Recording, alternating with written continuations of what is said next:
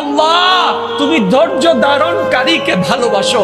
একদিন যাবে আপনার কষ্ট, 2 দিনে কষ্ট আরো বাড়বে, 3 দিনে অপমান বাড়বে, 4th দিনে ঝামেলা বাড়বে, 5ম দিনে আপনার উপর টেনশন বেড়ে যাবে, 6ষ্ঠ দিনে আপনার উপর অত্যাচার বেড়ে যাবে, 7ম দিনে মানুষ আপনাকে নিয়ে হাসাহাসি করবে। অত্যাচারকারীর অত্যাচার রব দেখছেন, ধৈর্য ধারণকারী সবর আল্লাহ পাক দেখছেন।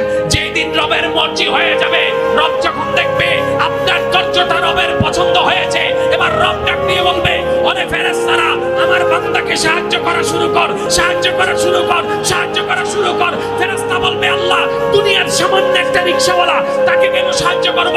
রব বলে, আমি ওয়াদা করেছি ইন্নাল্লাহ মা'আস সাবিরিন, যেই ধৈর্য ধরবে আমি রব তার সাথে আছি। সুবহানাল্লাহ। আল্লাহ তুমি ধৈর্য ধারণকারীকে ভালোবাসো। একদিন যাবে আপনার কষ্ট, 2 দিনে কষ্ট আরো বাড়বে, 3 দিনে অপমান বাড়বে, 4th দিনে ঝামেলা বাড়বে, 5ম দিনে আপনার উপর টেনশন বেড়ে যাবে, 6ষ্ঠ দিনে আপনার উপর অত্যাচার বেড়ে যাবে, 7ম দিনে মানুষ আপনাকে নিয়ে হাসাহাসি করবে। অত্যাচারকারীর অত্যাচার রব দেখছেন, ধৈর্য ধারণকারী সবর আল্লাহ পাক দেখছেন।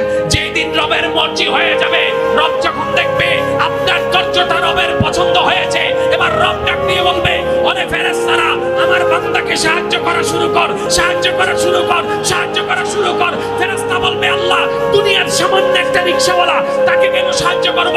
রব বলে, আমি ওয়াদা করেছি ইন্নাল্লাহ মা'আস সাবিরিন, যেই ধৈর্য ধরবে আমি রব তার সাথে আছি। সুবহানাল্লাহ।